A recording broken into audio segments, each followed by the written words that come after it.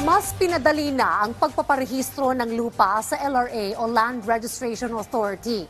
Hindi na kasi kailangan magtungo pa sa tanggapan ng Registry of Deeds para sa ilang transaksyon tulad ng pagkuha ng certified true copy ng titulo.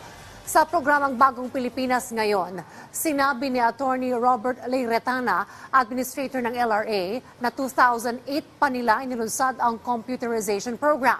At sa ngayon ay nasa 160 tanggapan na ng Registry of Deeds ang computerized.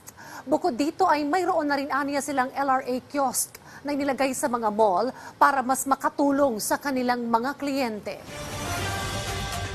Marami na rin because of the computerization program, marami na rin nailunsad. Like for example, ngayon, meron kaming e-servisyo portal na kagaya ng sa PSA, Philippine Statistics Authority, na kung saan, kung kukuha ka ng certified true copy ng iyong title, ay pwede ka ng through internet-based.